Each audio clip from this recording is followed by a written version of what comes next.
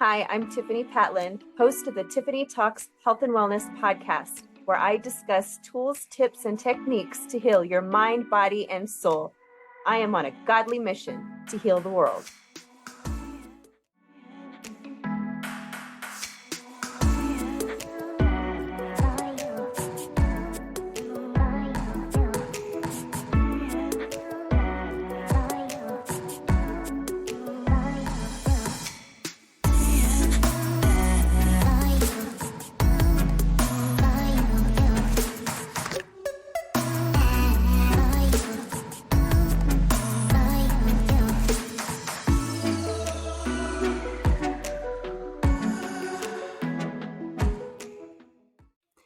Today, I will be talking about depression.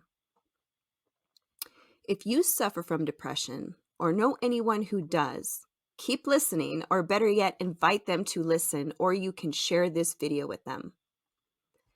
According to Harvard Medical Center, the 4 most common types of depression are major depression, persistent depressive disorder, bipolar disorder, seasonal affective disorder.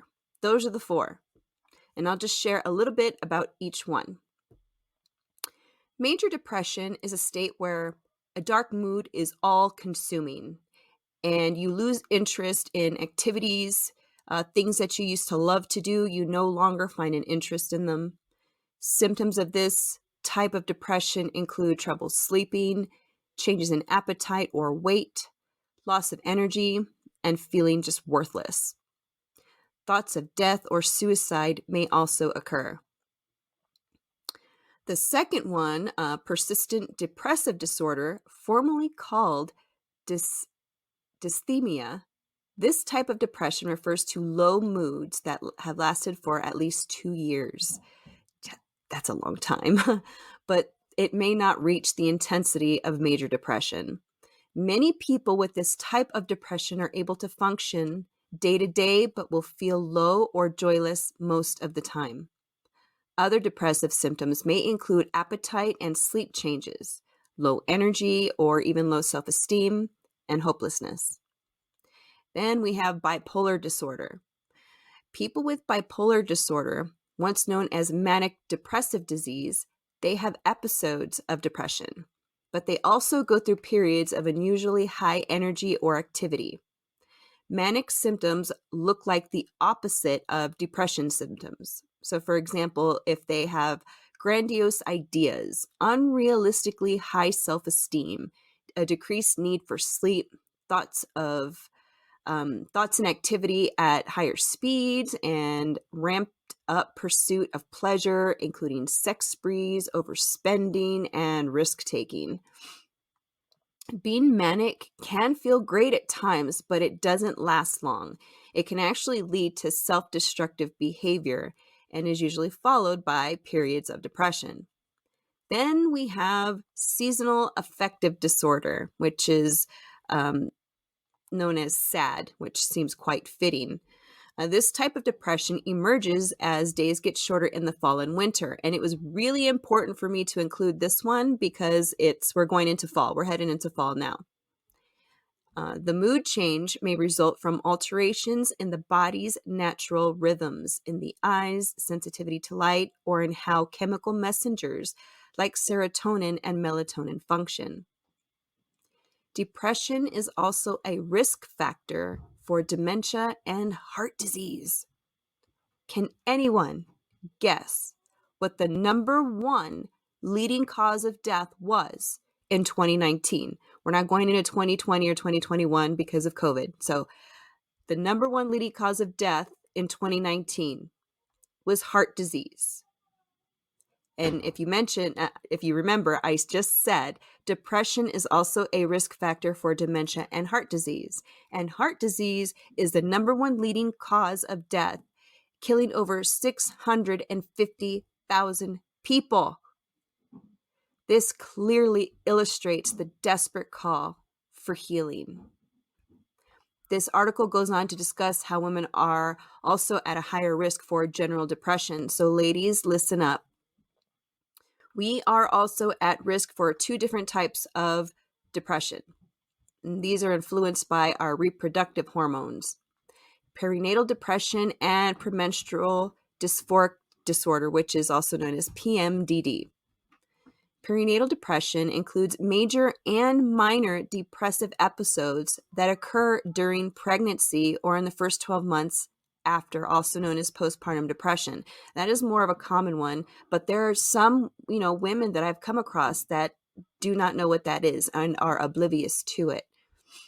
So if you know of anybody that does not know, feel free to share this video with them. Perinatal depression affects up to 1 in 7 women who give birth and can have devastating effects on women, their infants, and their families. That's why it's nice to have a village of people surrounding you that are there for you, to care for you, and to just help you with whatever you need. So all you can do is just rest and focus on your baby. PMDD is a severe form of premenstrual syndrome, or PMS. Symptoms of PMDD usually begin shortly after ovulation and end once menstruation starts. The good news is that there are ways to heal, which I will get into here soon.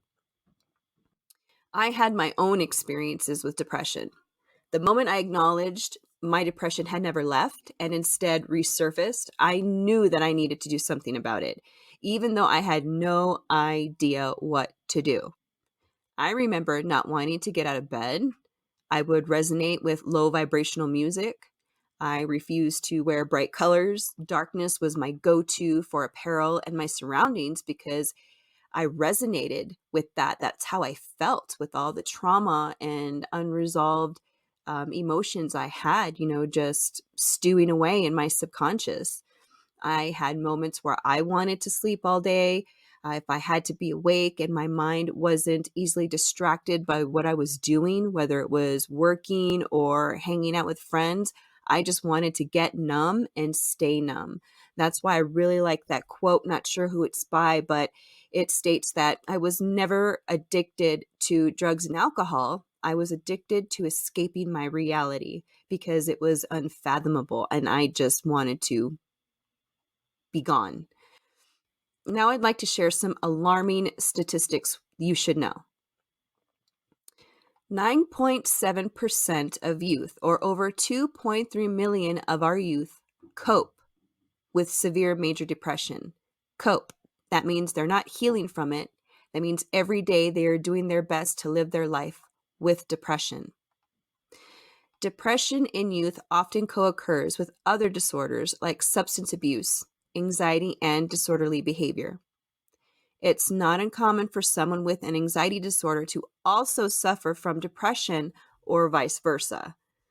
In fact, nearly 1/2 of those diagnosed with depression are also diagnosed with an anxiety disorder. But there's solutions. The first step to relieving your depression is to discover the root cause. For some, it could be generational trauma. For some, but that cycle can be broken, so fear not. It could stem from an experience that you had that was traumatic to you, for you, and it's possible that, depression, was manifested from that experience.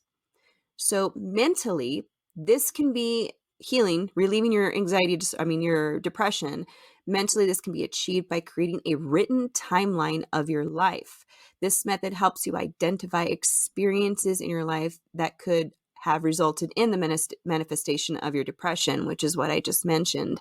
And with this timeline, I get more into detail about that in my book, but you basically take your time. Some people like to create a really beautiful atmosphere of their surroundings, and that's perfect. You do, it resonates with you. But the whole idea is just sit there and create this timeline. And it's not meant to be done in 5 seconds. You can have this go as long as you need. If your memory's not that good, when something does pop up and you remember it, you can always go back to your timeline and plug it in. So this is a really easy, no cost, user-friendly method to help you relieve your depression, which is to find out the root cause. That's what we need to do. You can't heal something if you don't know how it came to be. And then we have our physical health. Physically, regular exercise may help ease depression and anxiety by releasing those feel-good endorphins all throughout your body, the natural cannabis-like brain chemicals and other natural brain chemicals that can enhance your sense of well-being. But remember, your physical health comes in two parts. It's body movement to prevent disease, but also your cellular nutrition. So getting into nutrition, which is part of your physical health, protein and leafy greens are two of the highest forms of foods that support relieving depression. With my clients, I include a food sensitivity test in their overall healing plan because it helps to identify foods that are wreaking havoc and foods that your unique body thrives on, so you can include more of those into your life. And then spiritually, peer-reviewed journals actually show correlations between spirituality and suicide attempt, completed suicide, and attitudes towards suicide. They're all consistent with those found for depression, self-esteem, and hope. Those who are depressed, without hope, and with low self-esteem are at a greater risk for committing suicide. This is why healing the soul is also important and one of the 3 keys to wellness. This can be achieved by implementing a spiritual practice that resonates with you as a unique individual. For me, simply being out in nature is my favorite way to connect spiritually, but there are many, many other methods to choose from. You can find more holistic methods in my best-selling book, Unlocking Your Ability to Heal. It's right here for those that are watching. Or join my private Facebook group, Tiffani Patlan Health and Wellness, where I share healing information every single day. To those that are both motivated and ready to commit to their healing, I invite you to apply for my 90 Days of Self-Healing program on TiffaniPatlan.com. And as we come to the end of this show, I want to thank everybody for listening and watching. Please comment with what resonated with you, something new you learned, something more you'd like to hear.